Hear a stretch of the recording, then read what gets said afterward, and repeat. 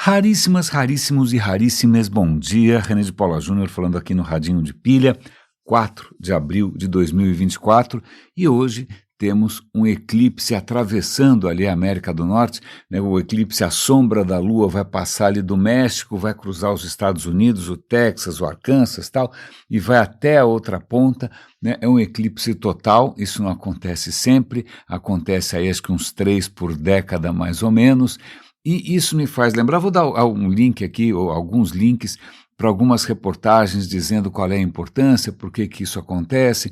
Vale lembrar que a Lua cobre o Sol. Aliás, isso é uma coisa que eu demorei algumas décadas para descobrir, e eu nunca entendi por que a Lua cobriu o Sol tão direitinho, né? Por que afinal a Lua é tão pequenininha, o Sol é tão grande, como é que ela cobriu o Sol tão direitinho? Mas na verdade é uma coincidência. A Lua já esteve mais próxima da Terra, ela está se afastando devagarinho, mais ou menos na mesma velocidade com que as suas unhas crescem, né? E o que acontece é que, mais alguns milhões de anos aí, a Lua vai estar tão longe que na hora que ela passar na frente do Sol, não vai ser um eclipse total, vai ser provavelmente um eclipse anelar, você vai ver um anel ali em volta da Lua.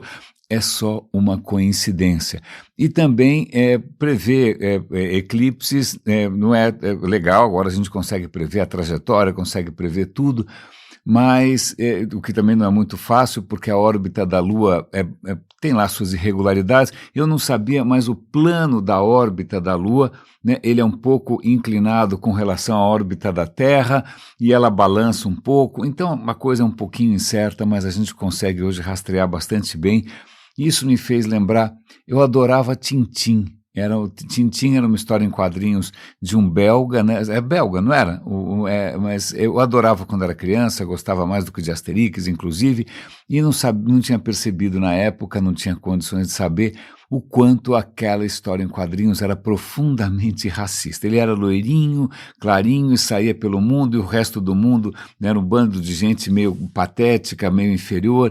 E uma das histórias que eu lembro que me impressionou, porque o desenho era bárbaro, né, era quando ele vai para não sei se era para o Peru ou se era para o México, era algum lugar nas Américas, né, em que ele encontrava uma civilização pré-colombiana escondida, né, os caras, sei lá, vamos supor que fossem incas, mas eu não lembro se eram incas, eu acho que eram incas, né, mas eu sei que ele acaba descobrindo que os incas não tinham desaparecido, que eles estavam escondidos numas cavernas, na floresta, etc e tal, né, mas aí eles se veem em maus lençóis, acho que eles vão passar por algum tipo de sacrifício humano. Bom, vamos lá. Mas aí o que acontece é que Tintin, porque afinal é um branco europeu, né, bastante iluminado, ele se lembra que vai haver um eclipse total do Sol, e ele faz as contas, obviamente ele também é um astrônomo, né, e ele chega à profunda conclusão que vai acontecer numa hora XYZ.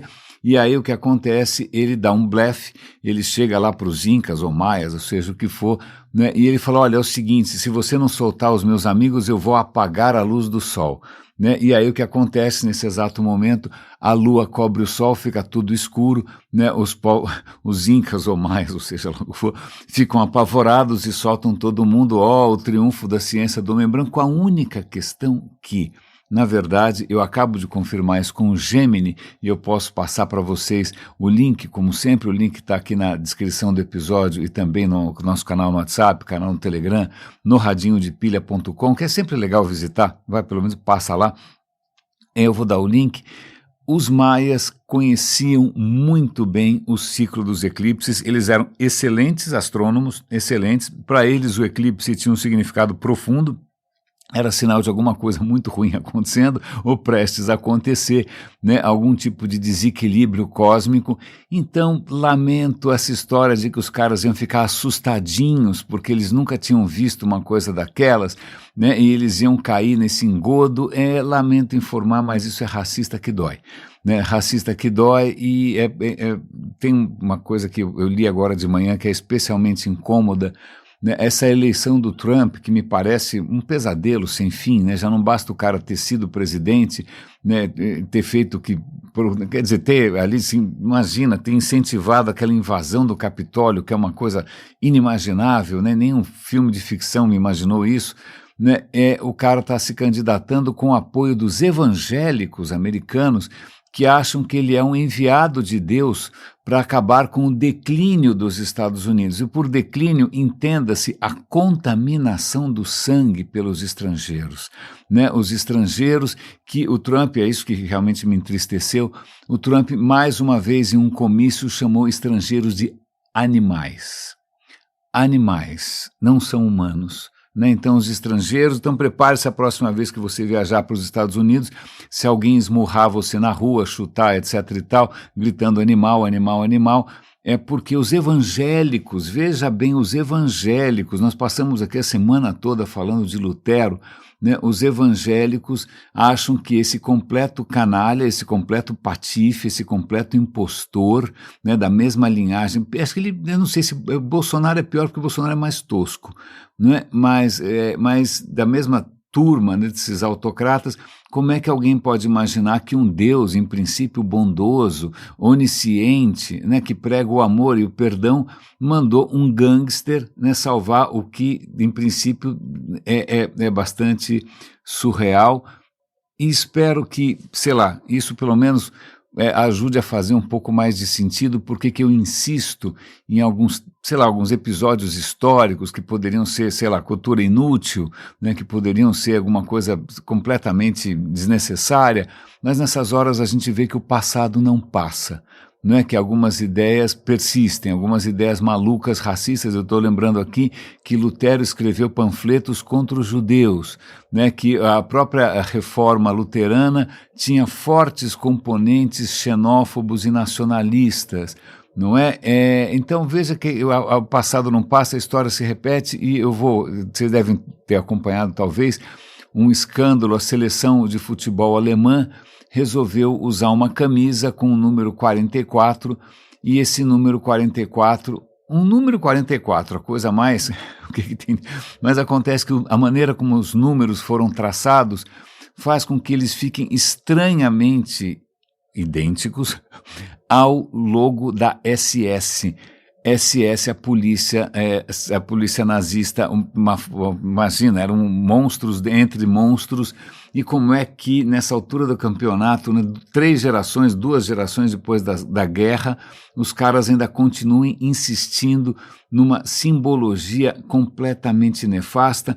Então, meus caros, se às vezes eu me debruço sobre o passado, se eu vou escarafunchar algumas histórias antigas, é simplesmente para mostrar, não aquela frase, eu detesto aquela frase do Marx que a história se repete como farsa. Não, a primeira vez, nenhuma vez é farsa, toda vez ela é profundamente real, profundamente inédita, mas também ao mesmo tempo tem uma continuidade. Então não é questão de repetir como farsa, é que simplesmente alguns fatores jamais desaparecem, né? Eles têm uma duração, uma persistência bastante longa.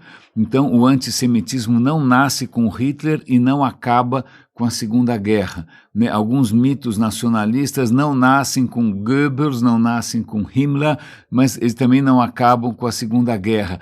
Essas coisas continuam, às vezes, um pouco escondidas até a hora em que, de repente, vem algum candidato à presidência e fala, olha, gente, agora pode ser racista de novo, tá bom? Agora você pode, de novo, achar que o seu sangue puro está sendo contaminado e esses imigrantes, esses animais imundos vão estuprar e conspurcar as suas filhas e mulheres tão loiras e tão lindas.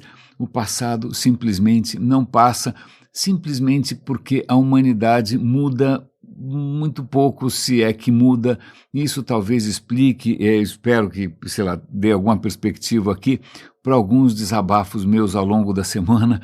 Foi uma semana em que o meu desânimo, acho que acabou ficando talvez transparente demais, eu não deveria ter me exposto tanto, né? Não é que eu estou tendo necessariamente uma crise depressiva, mas é que realmente está caindo a ficha, e aí a questão não é me considerar superior, ou então achar que a humanidade é o fim do mundo, ou que todos nós aqui somos bacanas, inteligentes e moralmente superiores e muito mais racionais que o resto. Não é nada disso. Na verdade, o que às vezes me entristece é que simplesmente eu me equivoquei durante muito tempo, né? Eu me equivoquei, acreditei em coisas que realmente não necessariamente interessam. Então eu tive a todo mundo, né? O que eu quero dizer com isso? Eu vou compartilhar com vocês uma conversa que eu tive com o ChatGPT 4, né, sobre até que ponto já que, né, está claro e cristalino hoje que nós somos criaturas sociais, né, nós somos animais sociais, algo que o próprio Aristóteles já sabia lá atrás, mas ok, né, a gente acabou esquecendo isso, né, já que nós somos criaturas sociais e bastante irracionais, e vale lembrar aqui a morte do Daniel Kahneman, que é um dos fundadores da economia comportamental, né, também da psicologia evolutiva, né, reconhecendo que muitos dos traços da nossa maneira de ver, da nossa maneira de agir, da nossa maneira de sentir, elas vêm da evolução e elas não são necessariamente racionais, a emoção prevalece, né, a gente tem uma série de vieses, não tem como não ter vieses, né? Então, agora que a gente sabe tudo isso, eu perguntei para o ChatGPT, olha, o iluminismo errou, né? Até que ponto o iluminismo errou? E ele me fez ali uma série de colocações muito lúcidas sobre o quanto que o iluminismo talvez tenha se equivocado a imaginar que somos indivíduos racionais que, com base em informações justas e corretas, né, vai escolher aquilo que melhor o beneficia. Não. Não, efetivamente não. Eu talvez tenha me deixado levar por esse equívoco, por essa falácia involuntária, né, e tenha achado que, sei lá, que os valores universais são universalmente aceitos, o que não são. Né? E aí, na verdade, acho que quando eu fico triste, quando eu fico frustrado, não é porque eu tenho poucos seguidores, não, é porque eu realmente demorei para entender onde que eu estava pisando, né? Não é o fato de, por acaso, e absolutamente por acaso, né, eu ter um temperamento diferente, um comportamento diferente, talentos diferentes, eu não posso achar que de repente o resto do mundo está errado e só você está certo. Não, né, eu faço parte da neurodiversidade geral que acontece por aí, né, tem inúmeras perspectivas possíveis, nenhuma delas necessariamente melhor ou pior, mas a questão que o meu equívoco, e aí isso que acho que me entristece, foi ter insistido por muito tempo em algo que efetivamente não interessa a ninguém e jamais vai interessar, né? Porque quando você pensa em valores universais, a primeira questão universal, quais valores? Os seus, né? Curiosamente, né, quem decidiu quais são os direitos humanos? Né? Quem decidiu quais são os valores universais? Quem decidiu qual é o modo certo de viver? Quem decidiu qual é a melhor filosofia? Quem decidiu... desculpa, eu não votei em você, você não me chamou para conversar, eu não fui consultado. Né? Então, quando a gente vê inúmeras culturas, não só ao longo do tempo, mas também ao longo, né, em volta do planeta todo, diversas maneiras de viver, de encarar o mundo, de valorizar, etc. e tal, a questão é por que alguns valores vão ser mais... eu não sei, eu sei que o que a gente está percebendo é que a hora que a gente empodera todo mundo, né, que a gente coloca na mão de cada um ChatGPT, o Google, etc. e tal, não é que todos vão abraçar a luz verdadeira da filosofia universal, né, aquela coisa platônica, que vamos sair todos da caverna e vamos todos para a luz da filosofia platônica. Não, o que as pessoas estão fazendo é justamente o oposto. Elas estão usando esse empoderamento justamente para rechaçar qualquer coisa universal, para rechaçar o jornalismo, para rechaçar a ciência, né, porque o que acontece, elas estão tentando preservar a sua própria perspectiva, a sua própria maneira de ser. E falando em valores, né, já que a gente falou aqui da civilização pré-colombiana, a gente passou um bom tempo, há alguns meses, falando sobre Cortés, quando Cortés chega no México, o encontro dele com os astecas, né? E uma das coisas ali que era notória nesse choque, literalmente um choque frontal de civilizações, mais ou menos com a Porsche daquele bêbado, né, assassino, não é que acabou, bom, essa é uma longa história, mas deixa para lá. Mas quando tem esse choque de civilizações, uma coisa que fica bastante clara é que ouro, um metal bastante raro, né, porque o ouro, a gente já vai conversar que o ouro, para ser produzido, né, para o ouro ser feito, ele depende de circunstâncias muito difíceis, muito raras no universo, né? O ouro tinha, digamos, ali uma diferença de avaliações, diferença de perspectivas. Para os povos pré-colombianos, ok, ouro era bonito, ouro era legal, você faz ornamentos, né, mas depois você joga no Lago Titicaca, tanto faz, não era moeda corrente, não era nada excepcional. Agora, quando os espanhóis veem aquela abundância de ouro, os caras piram, né, porque ouro vale mais do que tudo, né, e lá se foi uma civilização inteira por conta disso. Eu vou compartilhar também uma notícia bastante triste, muito mais atual, que em 9 comunidades Yanomamis, 97% dos indivíduos estão contaminados por mercúrio.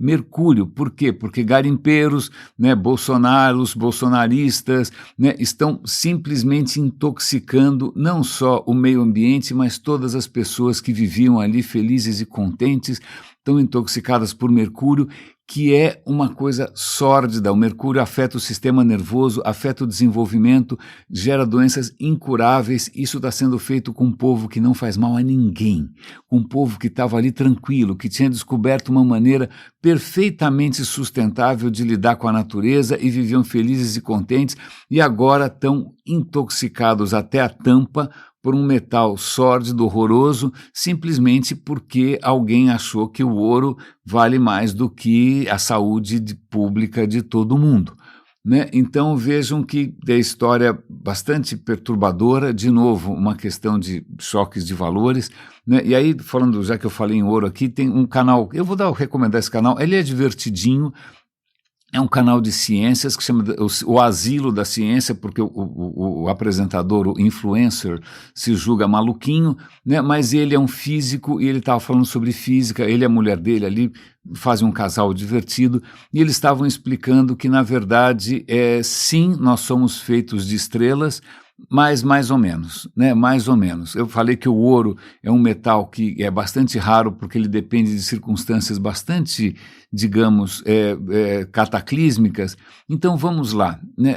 Vamos supor que você tenha tomado hoje água de manhã, espero que sim, né? A água tem hidrogênio, certo? Certo?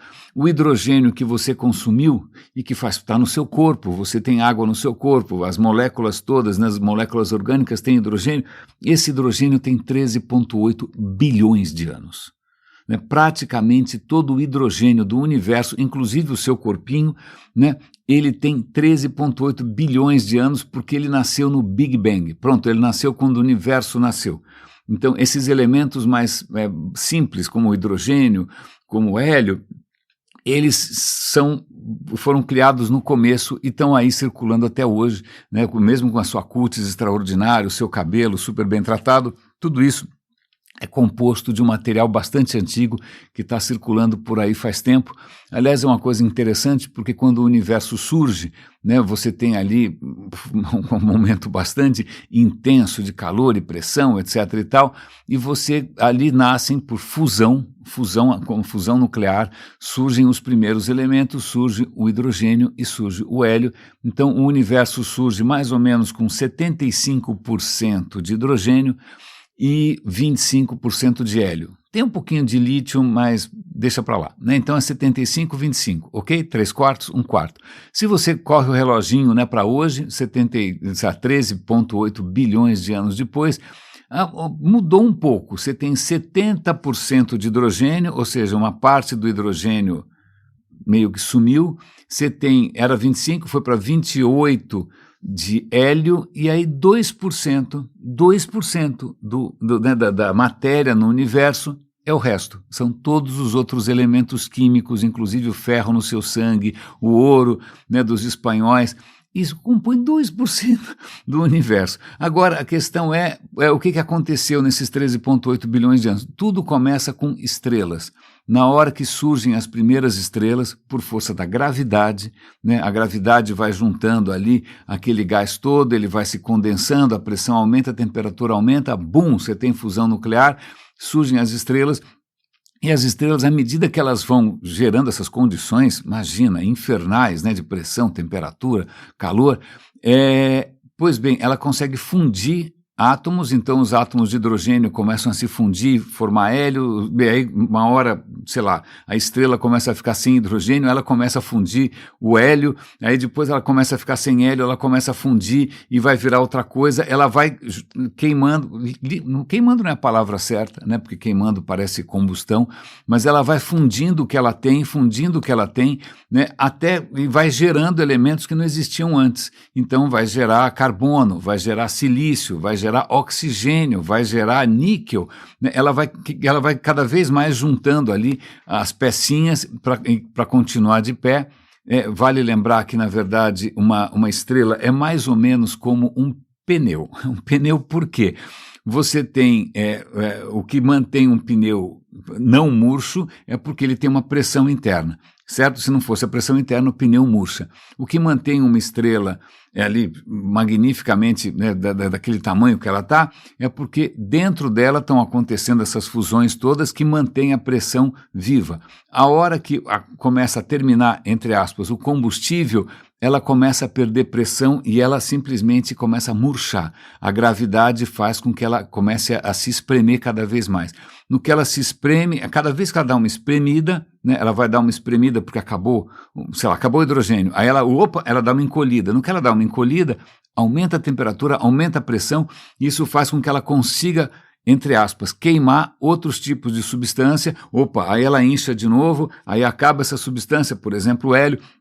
Ela, encolhe de novo, no que ela encolhe de novo, ela espreme todo mundo, a temperatura sobe e ela começa a queimar outras coisas e assim ela vai criando, a partir de elementos muito simples, como se fosse Lego, átomos que não existiam, né? Então, o oxigênio, e isso é muito interessante porque a escala de tempo também é sensacional.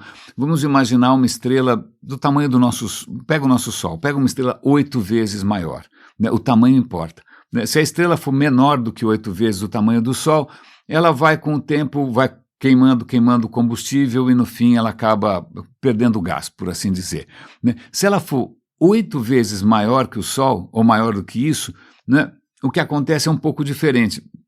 Ela tem muito mais gravidade, muito mais pressão, ela vai gerando durante muito tempo, vamos supor que ela dure 4 milhões de anos, um bom tempo, né? 4 milhões de anos, durante grande parte da vida dela, milhões e milhões de anos, ela vai queimando hidrogênio. No que ela acaba o hidrogênio, ela dá uma espremidinha e ela começa a queimar hélio. E aí vão sendo ciclos sucessivos e a cada vez ela vai tentando encolher cada vez mais e enche de novo, e esses ciclos começam a ficar cada vez mais curtos.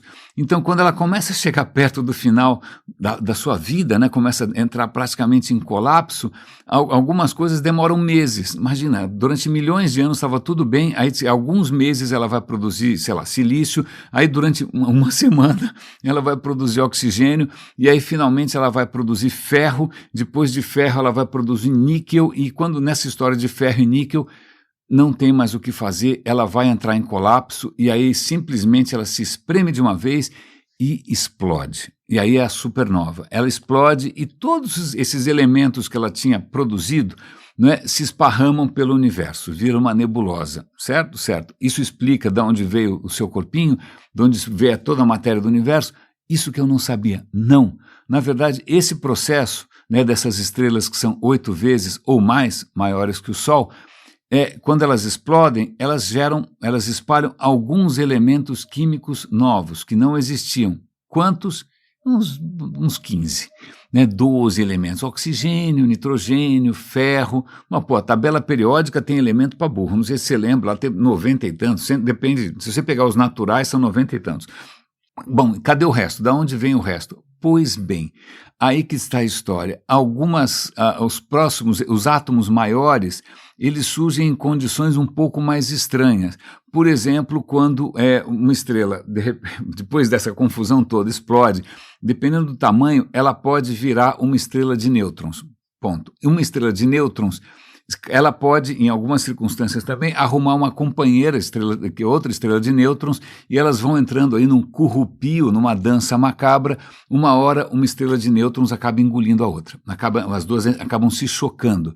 A gente já presenciou isso, Porque hoje a gente tem detetores de ondas gravitacionais. Esse é um evento tão cataclísmico, né, que o próprio espaço-tempo sai vibrando como se fosse um sino, né, de uma perturbação tão grande assim. Não é? A gente consegue detectar aqui, da última vez que a gente detectou um desses choques de estrelas de nêutrons, deu tempo dos astrônomos apontarem telescópios, radiotelescópios, e verem o que estava surgindo ali. Pois bem, o que surgiu de um evento tão cataclísmico assim foram mais elementos químicos que não existiam antes, né? Então, agora você já consegue fazer alguns elementos que uma supernova não era capaz de fazer. Então, veja, para ouro, por exemplo, acontecer, ouro, platina, esses elementos mais pesados, você precisa de choques de estrelas de nêutrons. Por isso que tem pouco no universo, porque não é uma coisa que acontece toda hora, mesmo o universo sendo grande. Então tá aí, é um bom vídeo, caso você tenha interesse. É lógico, tem outros processos, tem o processo de aquisição de nêutrons, é uma confusão, né? Mas aí pelo menos hoje a gente consegue entender o que, pelo menos em grande parte, né, o que gera essa diversidade gigante de elementos. Não são só as estrelas morrendo, então tem estrelas de nêutrons, que também não são estrelas, né, porque em princípio elas não estão necessariamente brilhando, não estão gerando fusão nem nada, mas essas colisões cósmicas, assim, apocalípticas, produzem elementos mais pesados, e hoje a gente consegue entender tudo isso graças a uma versão, né, um tipo de conhecimento, de formação de conhecimento, que é uma coisa chamada ciência, que pode não ser tão sexy quanto ler o horóscopo do dia, né? E aqui eu volto para essa minha constatação bastante dolorosa, que por mais que a gente tente enfeitar, por mais que eu dê pirueta aqui para tentar tornar mais sexy, né, o nosso conhecimento do universo, cara, desculpa, mas a natureza humana é a natureza humana, a qualquer visão envolvendo, sei lá o quê, vidas sucessivas e astrologia e não sei mais o quê, vai ser sempre mais interessante. E vale lembrar que acho que isso também foi uma das coisas que precipitou um pouco, né, esse meu estado de espírito um pouco peculiar. Acho que a gente comentou, eu vou dar link de novo, né, que os cientistas descobriram que placebo é aquilo que parece um remédio, mas não é nada, é só água com açúcar, basicamente homeopatia, né, que placebo funciona tão bem quanto um remédio em muitas ocasiões, em muitos cenários, não em todos, claro, você não vai tratar, né, uma perna amputada com homeopatia, né, mas o que acontece é que o placebo, ele faz com que você se sinta bem tratados, que você tem esperança, aí o que acontece, isso propicia um outro estado dentro de você que vai favorecer a sua resposta de imunidade, a sua resposta de saúde. Então, é uma engana que eu gosto e que efetivamente funciona. Então, não adianta você falar, olha, não toma isso porque é placebo, porque é perfeitamente capaz que mesmo com placebo a pessoa se sinta melhor, né? É uma ilusão? Não é? Não sei, ela está se sentindo melhor, né? Então, muitas vezes, então essas pequenas constatações às vezes me deixam um pouco confuso. Eu realmente sempre fui, talvez por, sei lá, bater a cabeça na parede quando era criança, ou temperamento, neurodiversidade, chame como quiser, eu talvez tenha sido ingênuo demais, né, achando que, sei lá, a luz da, sei lá o quê, da razão, de alguma maneira, mas de novo, defina a razão, defina valores universais, né, defina esse sonho iluminista quando, né, na verdade, o que a gente está vendo, né, num mundo em que todo mundo tem acesso a toda a informação do mundo, que todo mundo pode, inclusive, conversar com o ChatGPT e falar, o ChatGPT, Freud explica alguma coisa ou não explica nada, né? O ChatGPT é bastante cuidadoso, ele pisa em ovos quando a questão é, sei lá, religião, fé ou alguma questão ideológica mais espinhosa. Mas, cara, tá ali um bom interlocutor, mas mesmo assim, né, obviamente, mesmo com o acesso a tudo isso, a gente continua, obviamente, perguntando quando é que você nasceu, qual é o seu signo, onde você vai passar sua revolução solar, não é mesmo? Se eu vou rezar por você, né, que você seja abençoado por divindades que, pelo visto, escolhem a dedo quem merece ser mais feliz que o outro ou não, quem merece sobreviver numa colisão de Porsche, não é mesmo? Então, desculpe, então não se preocupe, eu estou bem, não é nenhum acesso depressivo, né? É simplesmente uma constatação de que talvez eu tenha sido um pouco ingênuo demais. Mas mais ou menos nessa linha, acho que vale a pena aqui compartilhar com vocês O Bill Gates, vocês sabem, ele tem dedicado uma boa parte do seu tempo e da sua fortuna, né, para tentar resolver problemas que afligem a humanidade, né, que não é exatamente o que o Elon Musk está fazendo ou o que o Jeff Bezos está fazendo, não é? Aliás, tem uma lista, eu vou dar uma lista para vocês dos bilionários brasileiros, né, tem o cara, o Saverin, tem a herdeira da WEG, que é uma empresa do sul do Brasil, ela é a bilionária mais nova do mundo, tem 19 anos, eu não sei o que eles estão fazendo com isso, mas o Bill Gates, eu sei, ele está investindo em, sei lá, combate à malária, investindo em educação, em energia limpa, e ele faz um vídeo que é muito interessante, que ele mostra que a mortalidade infantil, né, caiu pela metade em 30 anos. Da década de 90 para cá, a mortalidade infantil caiu pela metade no mundo todo, né? Graças ao quê? Ok, higiene, né, melhores condições de saúde, a melhor alimentação, mas também coisas que, em princípio, nem toda a humanidade concorda, como vacinas. Então você pega sarampo, que era uma causa de mortalidade crudelíssima, né? O sarampo é a doença mais contagiosa que se conhece, né? O sarampo caiu 90% graças às vacinas, e aí ele vai contar o que tem que ser feito para a gente diminuir pela metade de novo, né? Ele está sendo bonzinho e ele não vai comentar que justamente o movimento anti-vacina está comprometendo esse avanço que a gente teve, né, com a relação ao sarampo, e as pessoas não estão vacinando seus filhos, o sarampo pode voltar. Mas, pois é, ele não está querendo apontar, como eu acabo fazendo às vezes sem querer, acabo insistindo em algumas peculiaridades da descrença humana. Mas, bom, tem algumas, eu quero chamar a atenção aqui para algumas coisas que são, sei lá, eu acho bastante impressionantes, não é? Eu tenho uma especial predileção, sei lá, eu gosto de um determinado tipo de aranha, que é a aranha saltadeira. São umas aranhas minusculinhas que têm 8 olhos na cabeça, são muito engraçadinhas, elas dançam, fazem um monte de coisa de louco, né? Mas ontem eu descobri que tem um outro tipo de aranha que faz um truque, que não é uma aranha saltadeira, é uma aranha que faz teias, né? A aranha saltadeira não faz teia, ela simplesmente caça, ela é uma caçadora, né? Ela não pendura a rede lá e fica esperando, né, passar alguma coisa. Não, é uma aranha que faz teias, mas é uma aranha pequenininha, do tamanho da sua unha, a unha do seu polegar, né? Ela tem lá 1 centímetro, qualquer coisa, ou pouco mais do que isso. Mas o que acontece, tem um vídeo narrado pela esplêndida voz do David Attenborough, mostrando como essa aranha minúscula, uma criatura peludinha, né, ela faz uma coisa completamente inacreditável. Imagine que você tem um rio, certo? Um rio, ok? A aranha fica de um lado do rio, ela sobe lá num galhozinho, né? Aí o que ela faz? Ela se posiciona e ela começa a soltar uma infinidade de fios de teia. Vai saindo vários, assim, nem se parece um tear, né? Não é que ela está saindo um fio só, ela está lançando uma teia finíssima, super fina, e essa teia é tão fina que o vento estica no ar, ele vai levando essa teia finíssima. O que acontece é que ela vai soltando sem parar, né? E a cada X segundos ela dá um pontinho assim para aquela teia não abrir demais, né? Ela está parecendo o Homem-Aranha, ela está soltando ali um jato de teia, mas ela vai dando uns pontinhos assim só para não espalhar demais na medida certa, e o vento vai levando essa teia. O que acontece é que ela consegue, essa criatura minúscula, ela consegue produzir de uma vez só 25 metros de teia. Vale lembrar que teia de aranha é proporcionalmente mais resistente que o aço e muito mais leve. Então ela está fazendo esses fios incrivelmente longos, imagina 25 metros, que são o suficiente o quê? Para isso parar do outro lado do rio e em algum momento isso vai grudar numa árvore e vai ficar preso.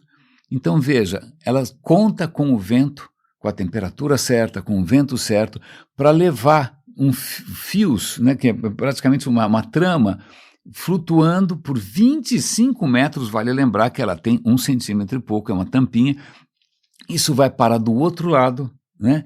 E aí o que acontece? Ela vai fazer o seguinte, ela vai andar até o meio e ela vai, em cima do rio, que é a coisa mais improvável possível, ela vai fazer uma teia de 2 metros de diâmetro, ou seja, o que for, né, de largura, e aí ela vai ficar esperando e a comida chega. Imagina, uma criatura de 1 centímetro consegue estender né, um fio de 25 metros contando com o vento e consegue pendurar ali no meio uma teia e fica esperando. Eu achei isso absolutamente espantoso, né? E o documentário é bonitinho porque num certo momento, quando o fio já foi parar do outro lado, ela fala, pô, legal, o primeiro passo já está pronto, mas aí ela sente uma estranha vibração na teia, é uma outra aranha da mesma espécie que resolveu pegar uma carona, você vê que a malandragem vem de longe, né? Ela resolve aproveitar o trabalho da outra e ela vinha andando ali para fazer sua própria teia em cima, né, desse primeiro passo que foi feito pela primeira aranha. Pois bem, quando ela percebe, ela vai de encontro e o que acontece, ela vai até o meio e corta a teia, a outra aranha despenca, coitada.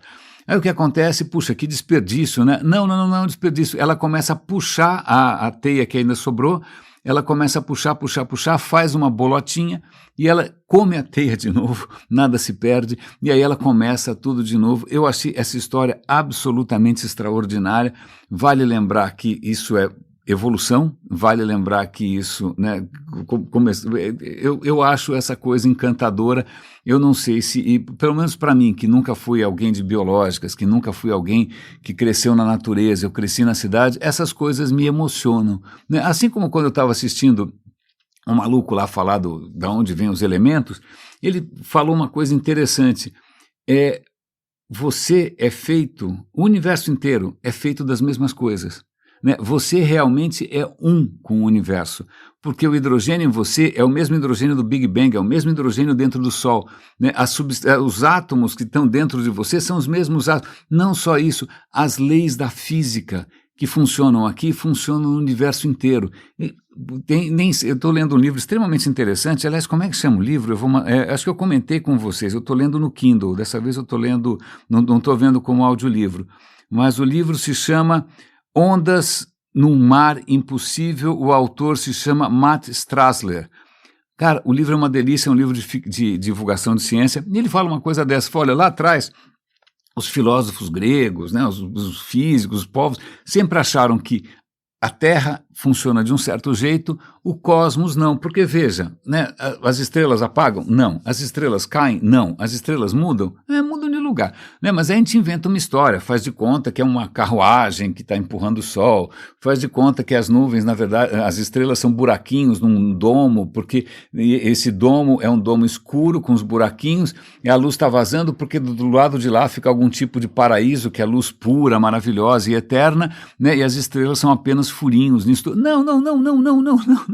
Hoje eu acho que a gente tem uma visão que é muito mais bacana, que não é colocar, olha, existe um mundo superior, muito mais lindo lá em cima, e a gente simplesmente tem que se contentar com essa bagunça aqui. Não, as leis são as mesmas. Né? E esse livro do Matt, esse Sobre Ondas no Mar Impossível, ele está tentando, aliás eu recomendo, né, um livro de divulgação científica bem legal, né, ele está mostrando justamente isso, as leis são as mesmas, a gravidade é a mesma em absolutamente todos os lugares, né, tudo funciona absolutamente do mesmo jeito. E aí ele faz uma outra coisa que eu acho bacana, a primeira delas ele está tentando chamar a implicação de uma ideia que nasceu, já tinha sido, sei lá, intuída lá atrás, não é? Mas que acho que vale a pena resgatar, porque ela fica bastante clara com Galileu, que é o seguinte, o Galileu percebeu que se você estiver dentro de um barco, o mar está tranquilo, né? Você está dentro de uma cabine sem janela,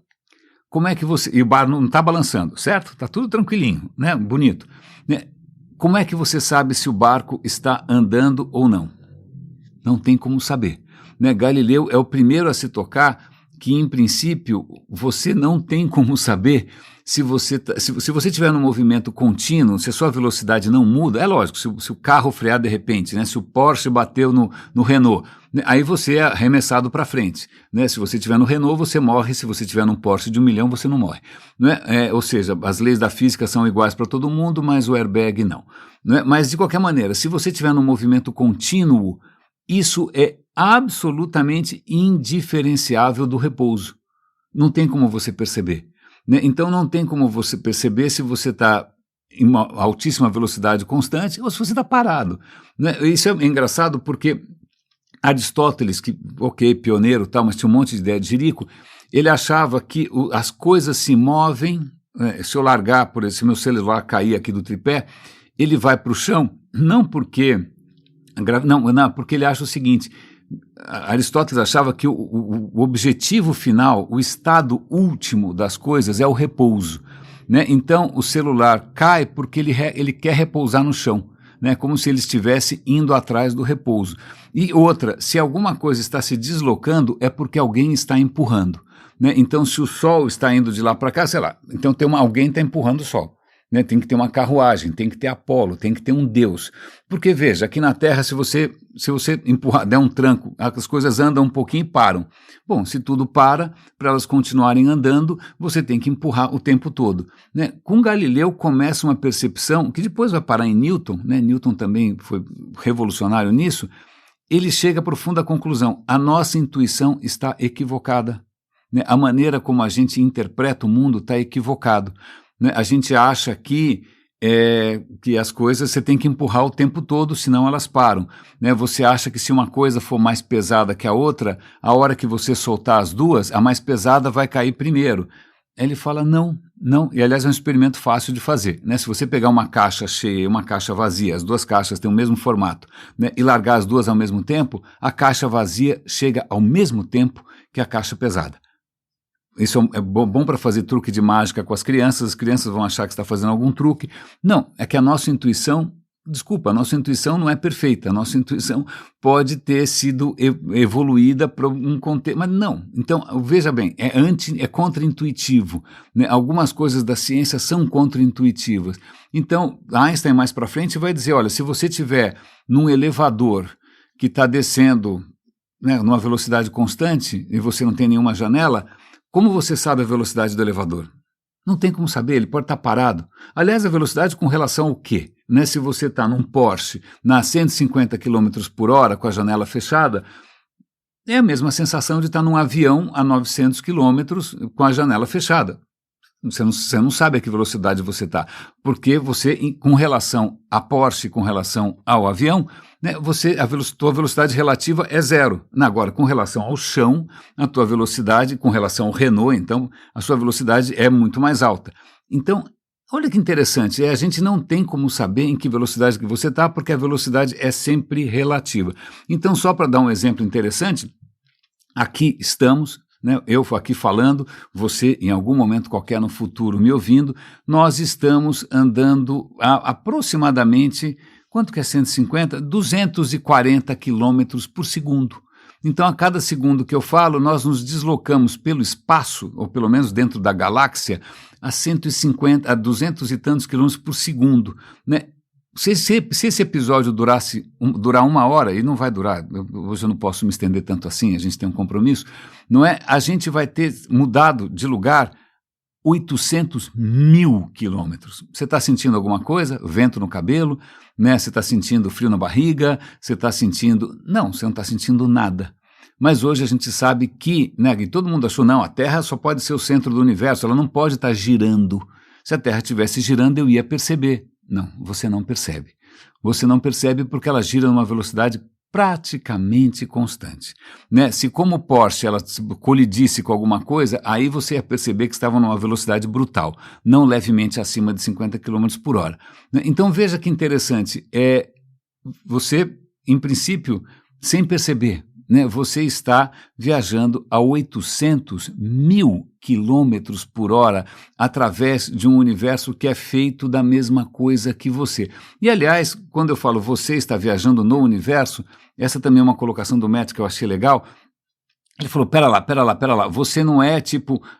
você não está no universo, né? Não é que você está dentro, se eu falo, você está dentro de uma piscina, ok, você está dentro de uma piscina, agora você está no mar, ok, você está no mar, né? Mas agora, quando você fala você está no universo, a questão é, você e o universo não tem nenhuma divisão, porque as leis que regem são as mesmas, são os mesmos campos, são as mesmas equações, tudo que define, então você é uma parte do universo.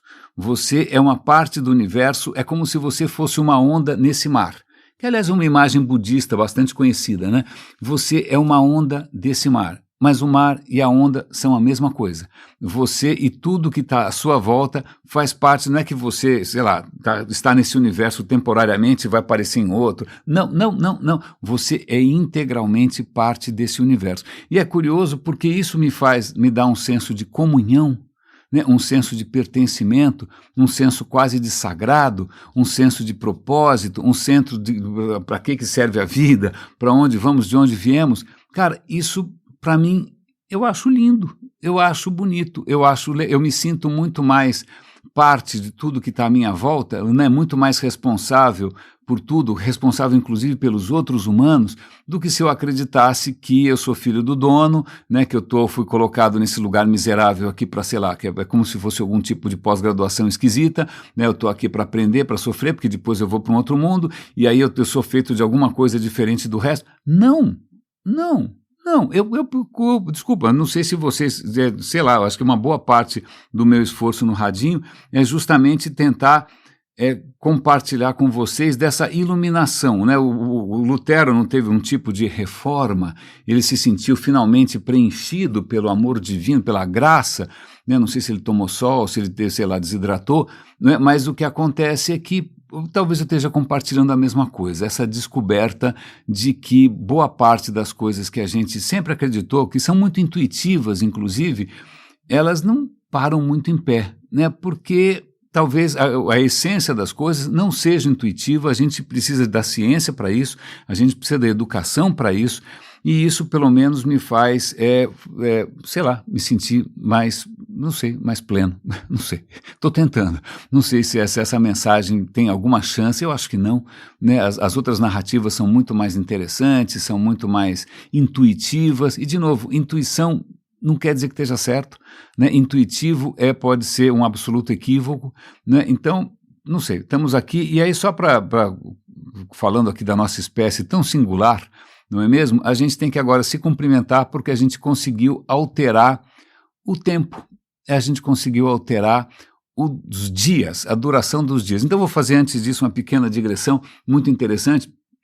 Os romanos tinham nas suas praças, quem tinha mais grana tinha isso no seu jardim, né, na sua vila, um relógio solar. O relógio solar era um objeto meio côncavo, normalmente feito de pedra, com um palitinho ali que projetava a sombra e embaixo tinha marcas para você saber que horas eram. Ok? Ok. A questão veja que interessante, os romanos contavam 12 horas do nascer do sol ao pôr do sol. Certo? Certo. Acontece que no verão os dias são longos. São muito longos, né? O sol nasce mais cedo e se põe muito mais tarde.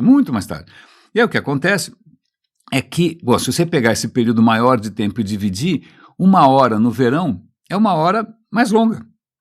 E 1 hora no inverno, quando o sol nasce tarde, vai se pôr super cedo, né? Eu não sei se vocês já passaram por essa experiência deprimente de passar o inverno na Europa, né? O dia não dura nada. Então, o que acontece? Você pega esse tiquinho de tempo e divide por 12, o tempo é mais curto, né? O que é muito interessante, porque, veja, é um ciclo natural.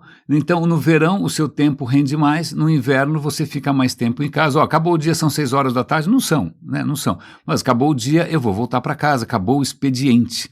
Então, romanos, a hora não era fixa, a hora dependia da estação, né? Nós, pelo contrário, com o tempo, né, por causa de N fatores, a gente quis que a hora tivesse um padrão, que ela fosse fixa, né? Então, em princípio, você vai usar para isso a rotação da Terra. Durante muito tempo, você usa a rotação da Terra, você vai tentar dividir isso em 24 horas, em sei lá quantos minutos e segundos, 1440 minutos, 86.400 segundos.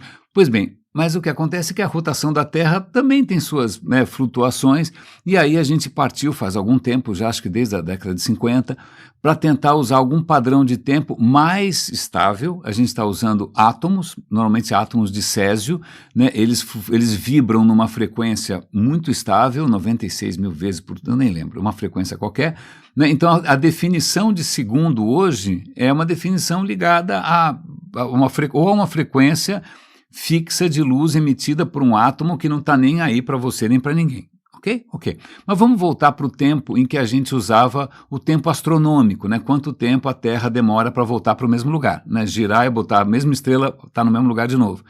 Isso flutua um pouco, né? De vez em quando tem um descompasso entre o tempo atômico e o tempo astronômico, e aí de vez em quando os cientistas falam, vamos acertar o relógio aqui, e aí eles adicionam um segundo, tiram um segundo. Acontece que eles estão prestes a subtrair um segundo, porque está dando diferença, a Terra está girando mais devagar. Por que a Terra está girando mais devagar? Entre outras coisas, porque uma espécie bastante curiosa, nos últimos 200 anos, resolveu desencavar todo o carvão e petróleo que estava ali quietinho, né? A gente resolveu queimar isso como se não houvesse amanhã, né? A gente está aquecendo a atmosfera, a gente está derretendo as calotas polares. No que você derrete o gelo, aquilo vira água. A água, né? Adivinha o que acontece? O planeta está girando, a água vai se aproximar, vai se rearranjar e ela vai para o Equador. Né? E não, vamos lembrar também que tem a Lua aí fazendo a maré de lá para cá. Então, a gente está descongelando tanto gelo, né? A gente está provocando tanto degelo, o nível do mar está crescendo tanto que isso está afetando a velocidade de rotação da Terra. Isso já está obrigando os cientistas a ajustarem os seus relógios, porque simplesmente a gente não tem jeito, né? E a gente conseguiu, num intervalo de tempo ridículo, né, em algumas centenas de anos, praticamente nos expulsar do paraíso, né, ou expulsar o paraíso da gente mesmo. Né? Então fica aqui parabéns para a nossa espécie, né, que conscientemente ou não, né, que continua elegendo malucos que vão salvar o mundo da contaminação do sangue por animais de outras cores, não é?